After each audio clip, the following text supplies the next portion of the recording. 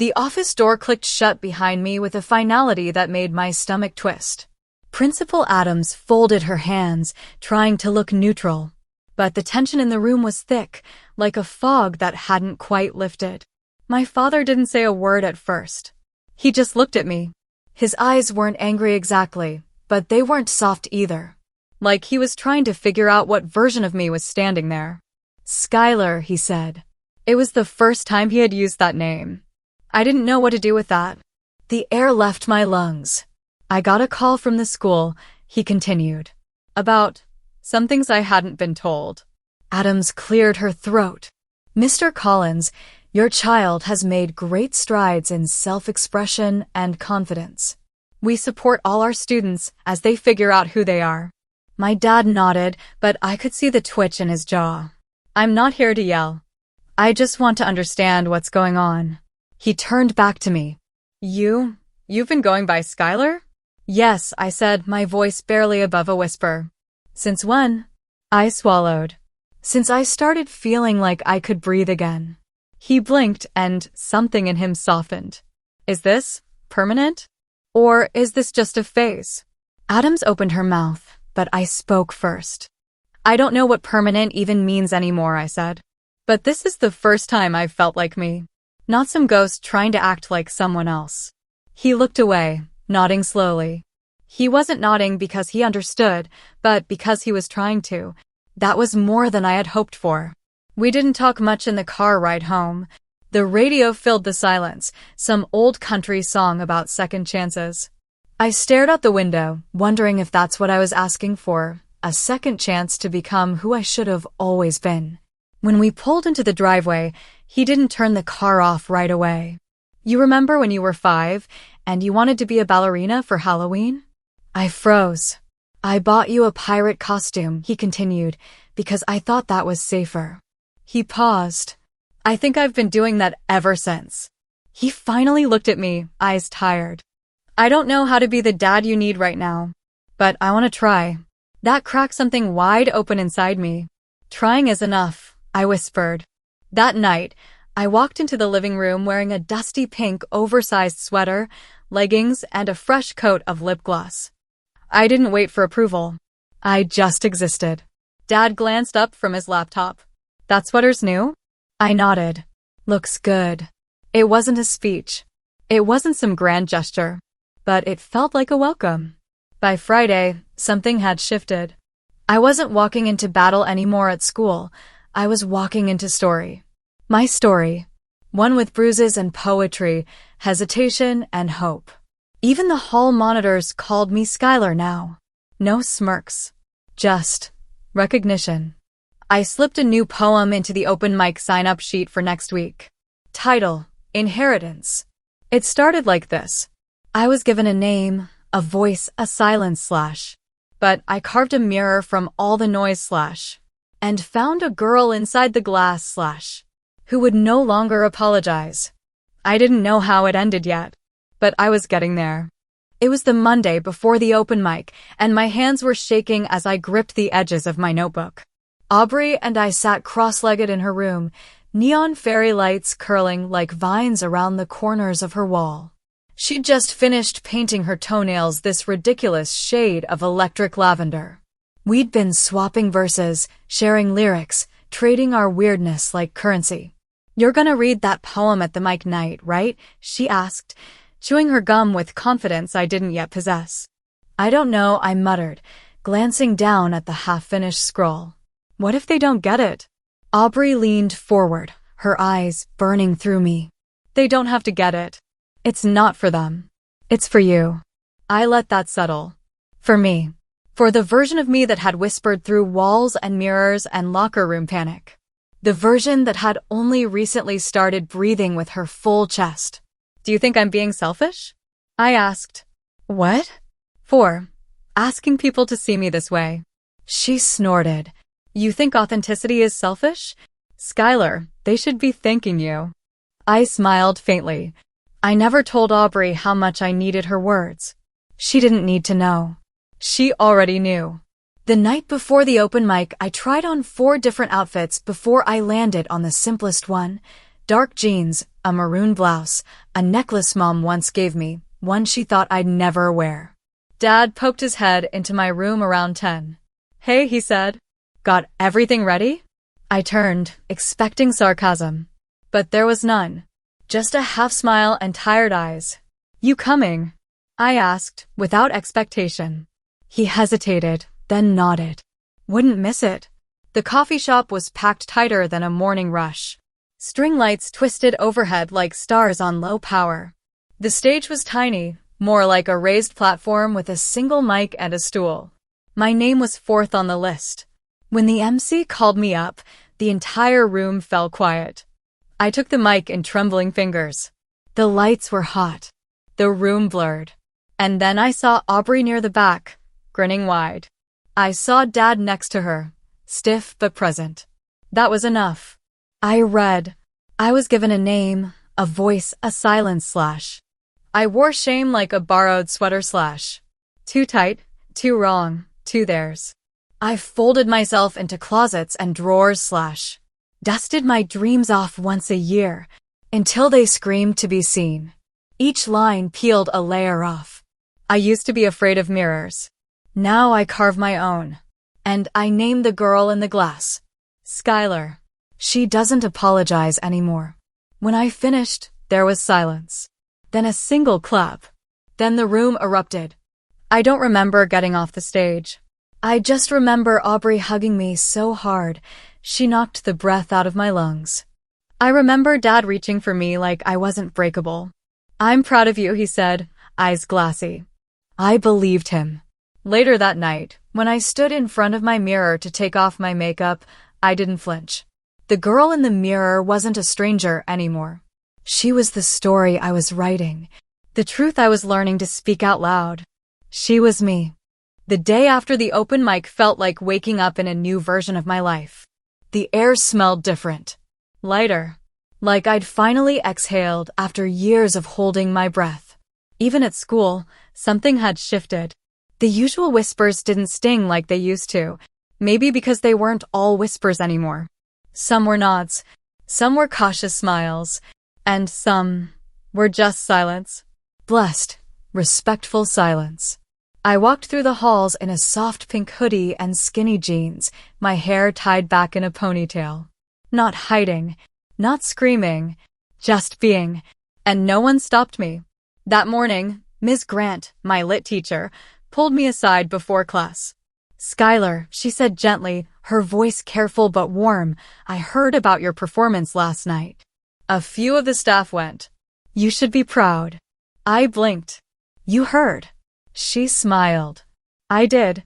And I think it's time we updated your name on the attendance roster. If you'd like."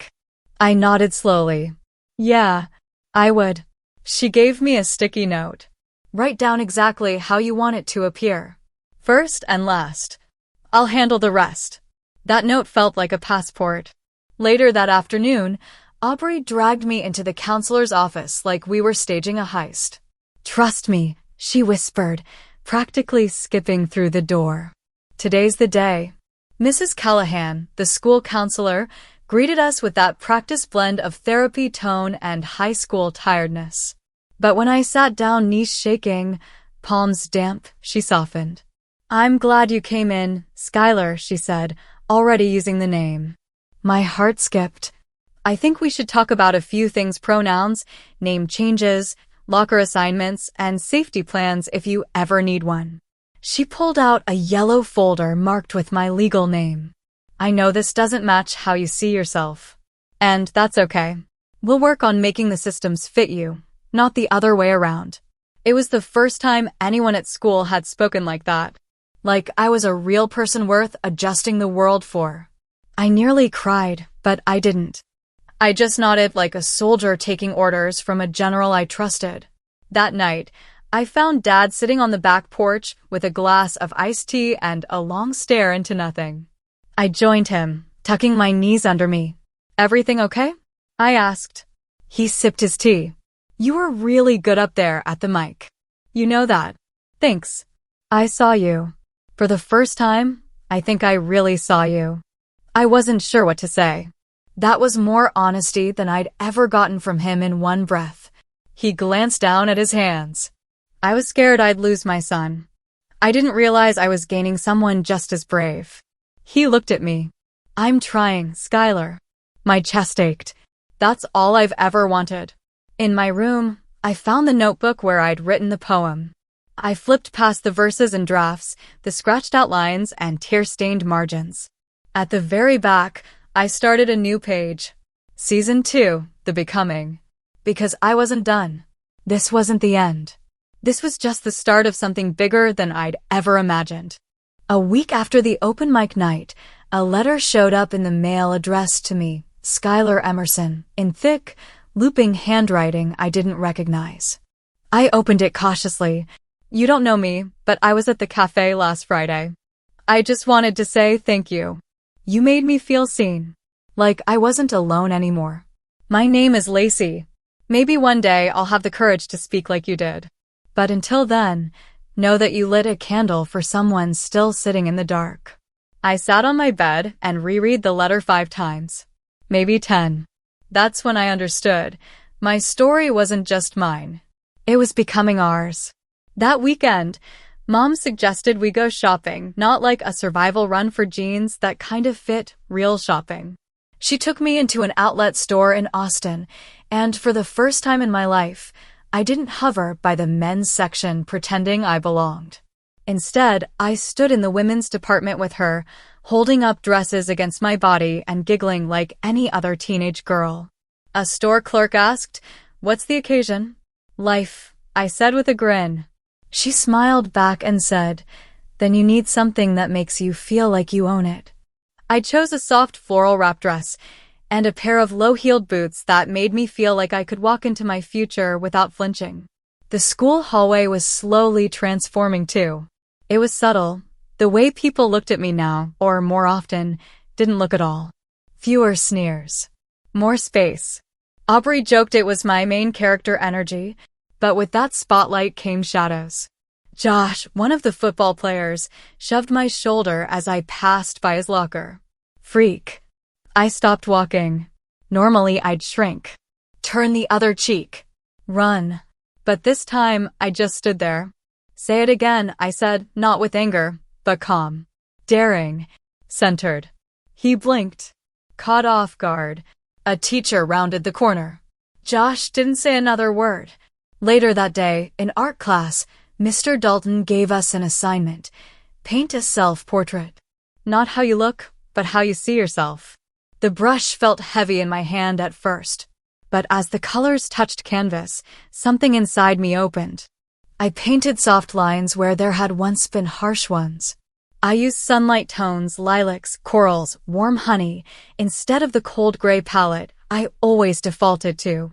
When I stepped back, I saw her. Skylar. Not the body, not the face, but the truth. She was right there, radiating from the canvas. At home, I hung it beside the mirror. The same mirror that had once betrayed me. Now it reflected her. And, for the first time, I didn't look away. Monday morning came with a subtle chill in the air.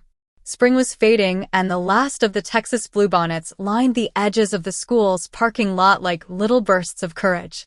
Fitting, I thought, because I was about to walk into one of the most public moments of my new life. It was yearbook photo retake day, and I was going in as Skylar.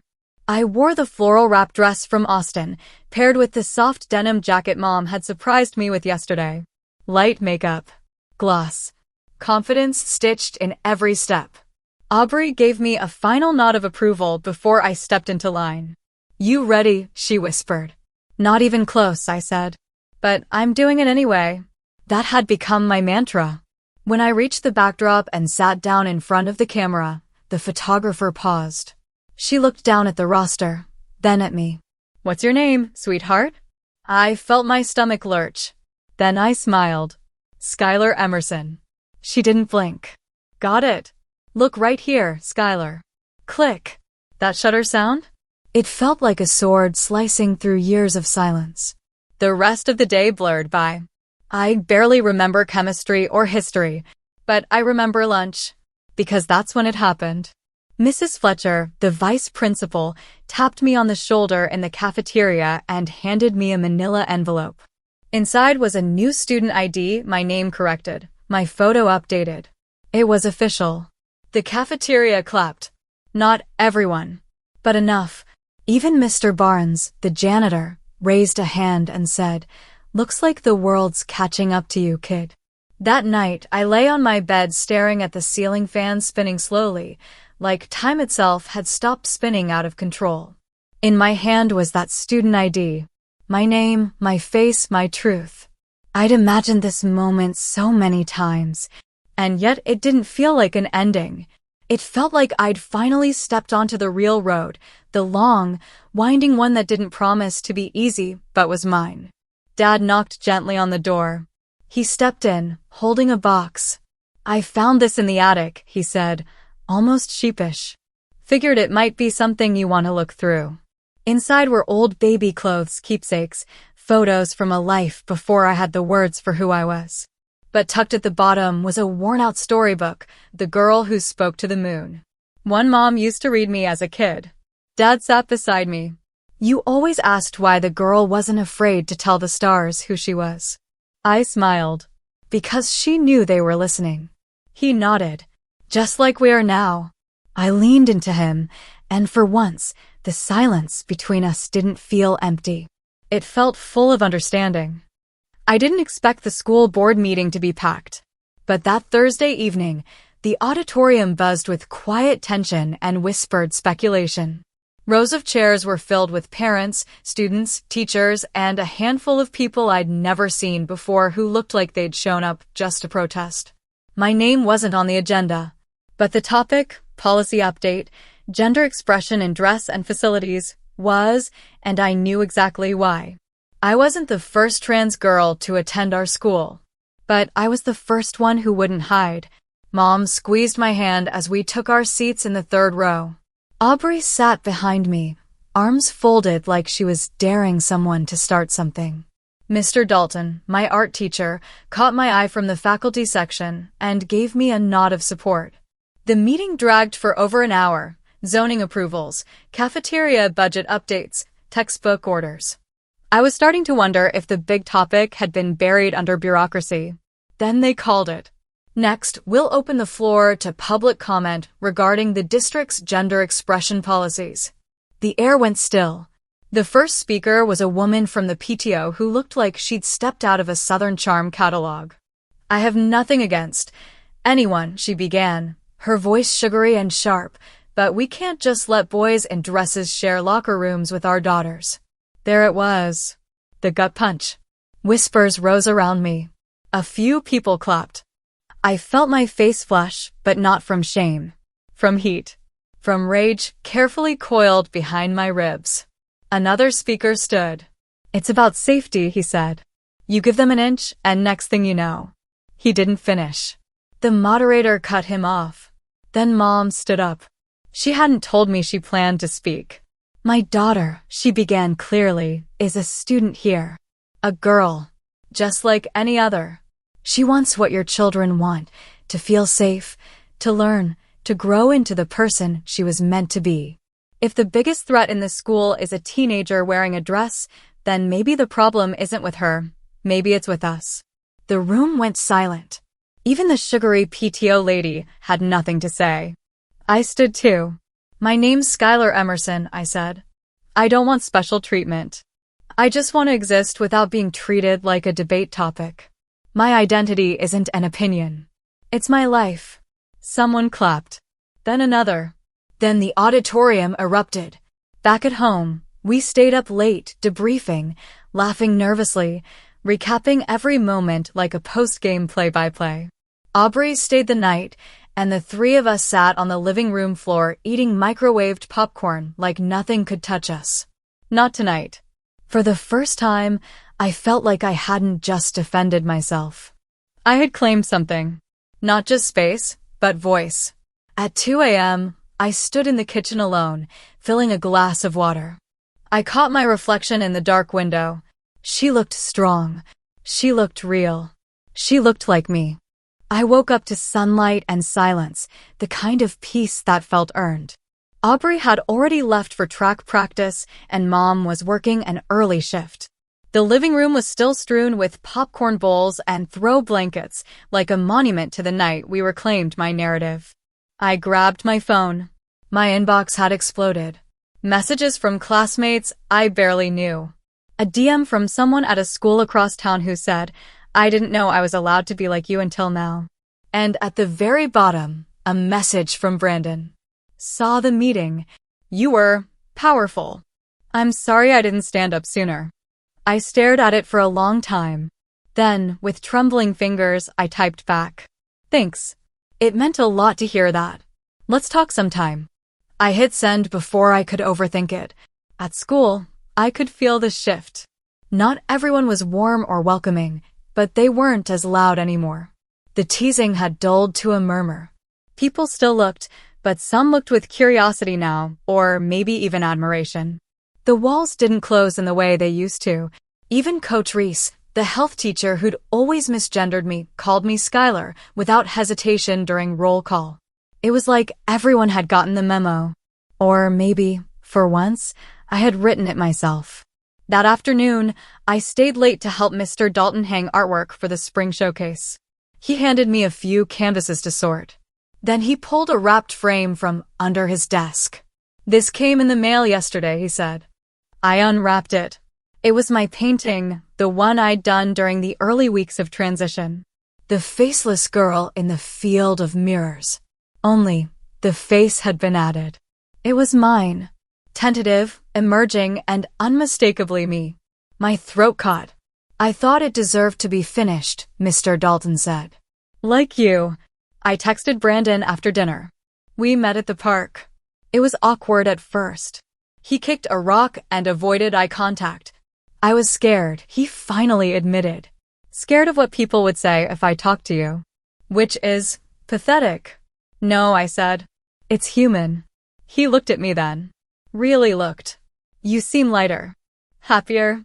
"I am. I think that's what I was scared of too. That you'd be okay without people like me." "You were wrong," I said gently. I needed people.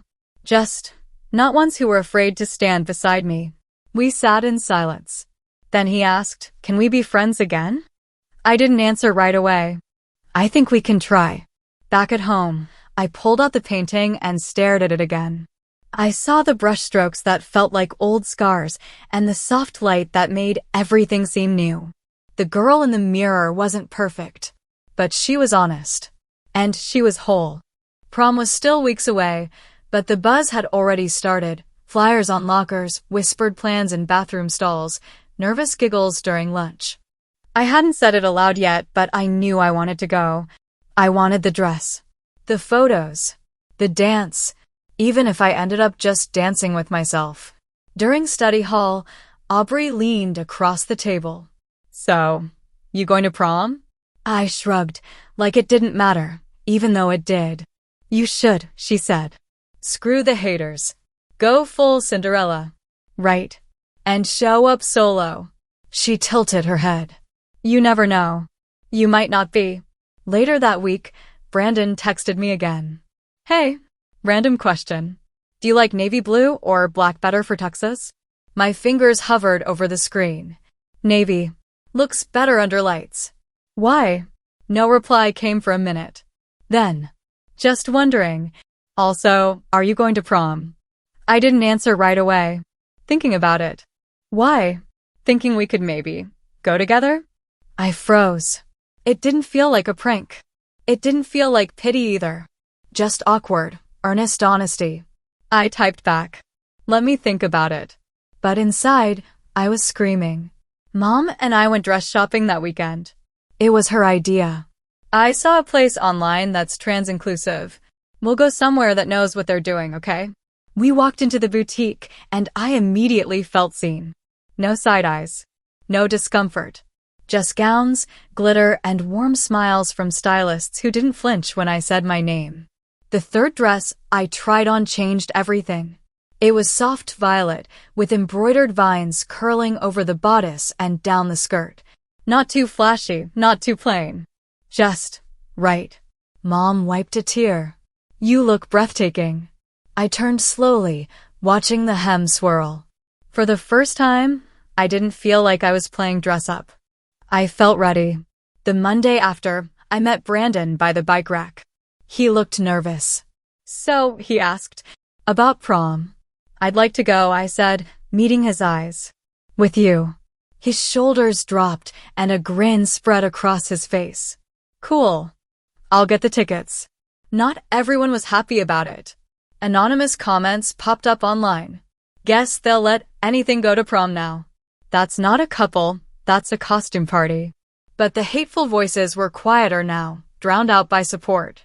Aubrey posted a selfie of me in the dress, captioned, "If you can't see the queen, get your eyes checked." Prom night came faster than I expected.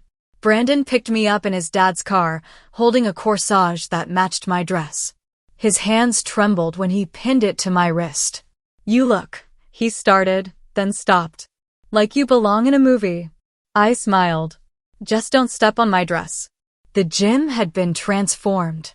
Fairy lights draped from the ceiling. A slow song played. People stared, but it wasn't with malice anymore, it was awe. And when we danced, it didn't feel like rebellion. It felt like arrival. Prom was supposed to be the end of something, the culmination of high school fairy tales. But for me, it felt like the beginning. The night hadn't been perfect. A few whispers, a side glance here and there, but I'd danced. I'd laughed. And I'd kissed Brandon beneath strings of fairy lights while, just like heaven, played through static speakers. But the day after, the world reminded me that it was still the world. It started when someone posted a photo. Me and Brandon, dancing. My dress flowing. His arms around me. The caption was just one word. Why? Then the comments came flooding in. Didn't know Brandon was into that. Bros throwing his life away. He should have gone with literally anyone else. Brandon hadn't said anything yet. And by Monday morning, he didn't meet me by the lockers either. I spent most of the day avoiding eye contact. Even the teachers seemed weirdly quiet around me, like they didn't know what to say. Aubrey found me in the girls' bathroom during lunch. They're just being pathetic, she said. You know that, right? Maybe. But they're being loud. She handed me her phone. On it was a screenshot from someone's Instagram story, a response to the hate. It was a classmate I barely knew, a cheerleader named Jess. Her caption. I don't know Skylar well, but I know what bravery looks like. That girl's got more spine than half the school. I stared at it for a long time. Then I smiled. After school, I found Brandon waiting by my house, sitting on the porch swing, hands in his lap, like a kid sent to the principal's office. I panicked, he said before I could speak. I noticed. I didn't mean to ghost you. It's just, they all turned on me so fast. I didn't think it'd be that bad. I crossed my arms. So when it was that bad, you disappeared? He looked down. I'm sorry. There was a long silence between us, broken only by a passing car. Then he said, quietly, you don't need to forgive me. I just needed to say it. I sighed. Sat next to him. Brandon, I don't need a perfect boyfriend. I just need someone who won't disappear. I'll try to be that, he said. Try harder, I replied. But I didn't move away. That night, I posted the same photo, the one that had been used to mock us. I changed the caption. Because I deserve to dance too. Within hours, it was shared dozens of times. Messages came pouring in from people I knew, people I didn't, people who wished they could dance like that without fear. I realized then that visibility wasn't just about being seen. It was about showing others they could be seen too. Finals week had descended like a gray cloud. Everyone looked exhausted, stressed, and subsisting purely on caffeine and survival instinct. But for once, I wasn't spiraling with them. My grades were solid, my essays were in, and my focus had shifted elsewhere. Something bigger loomed on the horizon. Graduation. And with it, what came after. I sat at the kitchen table flipping through college brochures, all of them glossy and full of smiling students and perfectly diverse stock photography. None of them felt real. University of Washington has a great art program, Mom said, sitting across from me with her cup of chamomile. And Seattle would suit you. Rainy, moody, and full of bookstores. I smiled. That sounds like a romanticized depression. She laughed. Then maybe New York? I'd drown. How about staying here? That one made me pause. Here feels like a place I grew out of, I admitted. Like I finally found myself, and now it's too small to hold me. She nodded. Then maybe it's time you find somewhere that fits your size. At school, we had to line up for cap and gown measurements. When I got to the front of the line, Mrs. Teagan, who always acted like I was a multiple-choice question she couldn't solve, stared at the clipboard. You're Skylar Jensen? Yes. She looked back down, brows scrunching. I have you listed under M. Is that an error? My stomach sank. I opened my mouth to explain again when a voice behind me cut in. Nope, that's Skylar. Female. I can vouch. It was Jess, the cheerleader from the Instagram story. She smiled like it cost her nothing. And maybe, for her, it didn't. But for me, it meant everything. Later that day, I caught up with her by the vending machines. Hey, thanks for what you said back there. She shrugged. Didn't do much. You didn't have to. That's kind of the point. Jess hesitated, then said, honestly, my cousin's trans. I saw what it did to her losing friends, hearing stuff at church, feeling like she didn't belong anywhere. I didn't do anything back then. I guess I'm trying to be better now. You are. Her lips curved into a small, relieved smile. That night, I couldn't sleep. I kept thinking about what came next. Not just college, me. Who I'd become. Who I was still becoming. I tiptoed into the bathroom, looked in the mirror. I didn't cry. I didn't flinch. I just stared at her. Skylar. The girl who had clawed her way into being piece by piece, day by day, through whispers, silence, resistance, and finally, her own voice. I brushed my hair out of my face and whispered to my reflection, we're not done. Not even close. She smiled back. The countdown to graduation had officially begun. Every hallway in the school buzzed with a bittersweet mix of freedom and finality. People planning grad parties, scrawling their names in yearbooks, and making dramatic speeches about how they'd never forget this place. I couldn't relate. I didn't want to remember this place. Not the way it had been. My locker had been quietly vandalized again. Just a single word scratched into the metal with a key. Freak. I didn't cry. Didn't flinch. I just closed it. Calmly walked to the front office. Asked for a transfer to another locker without explaining why. The secretary, Mrs. Reeves, who always wore a necklace with her granddaughter's initials, looked up from her screen. Was it one of those messages again? I nodded. She sighed. Skylar. I just want you to know, some of us see you. And not the way they do. The right way. I didn't expect that. My throat tightened. Thank you, I said, barely above a whisper. She placed the new locker number in my hand. Now go finish being brilliant. After school, Brandon and I sat on the bleachers behind the gym, sharing a bag of sour candy and watching the sky turn that weird purple-gray that only happens before a summer storm. I saw the locker, he said quietly. I didn't tell anyone. I know. Still. I saw it. And I felt like crap. Because I can punch a wall, or yell, or even kiss you in public, but none of that stops this from happening. I leaned my head on his shoulder. You being here helps more than you know. We sat in silence for a bit. The kind of silence where two people don't need to say anything to feel understood. Then I said, I want to do something before graduation. Okay. I want to speak. At the ceremony. He blinked. Like, give the speech? I've been writing something. Not a sob story. Not even a rah-rah we did it speech. Just something real. Brandon smiled. Sky, anything you say will be real. You live real. That's what they're scared of. That night, I read my draft out loud to myself in my bedroom mirror.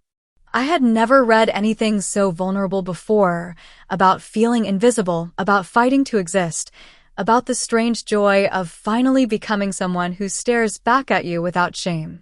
It wasn't perfect. It wasn't polished. But it was me. And that was the entire point. I woke up that morning to birdsong and a sunrise that poured golden light across my bedroom floor, like it had been staged just for me. Graduation day. I lay in bed for a while, just staring at the ceiling and letting the moment breathe. Not long ago, I used to wake up dreading who I had to be that day. Now, I was excited to show the world who I had become. Mom knocked on the door. "You decent?"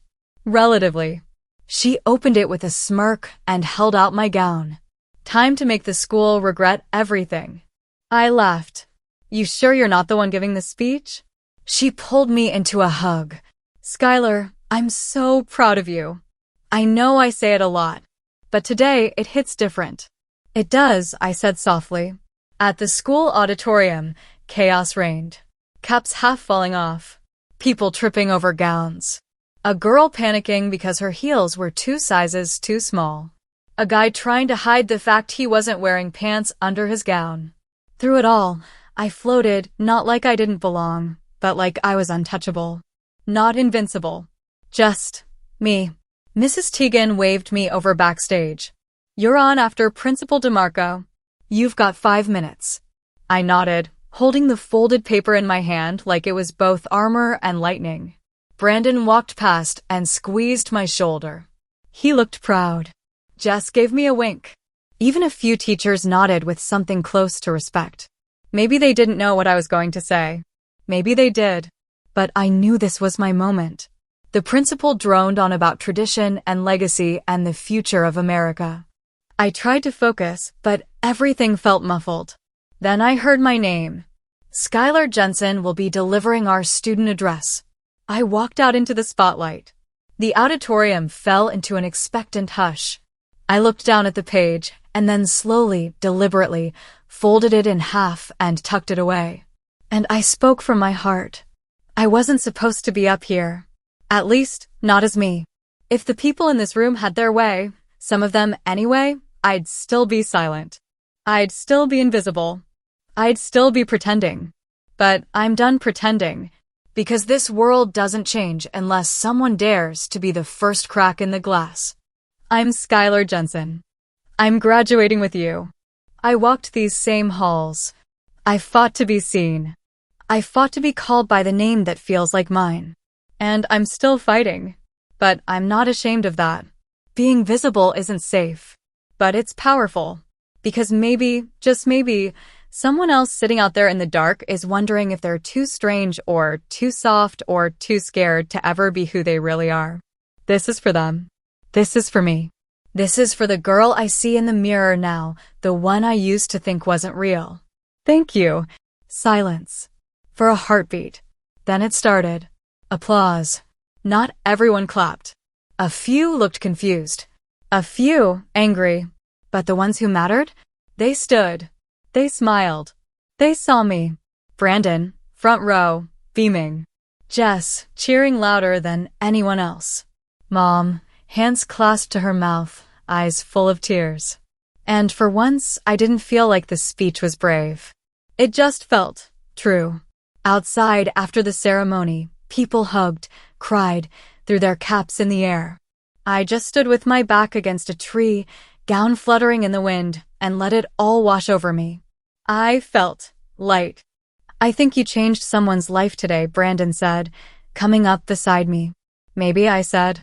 "But I definitely changed mine." He kissed me, right there in front of everyone. And for the first time, I didn't look around to see who was watching.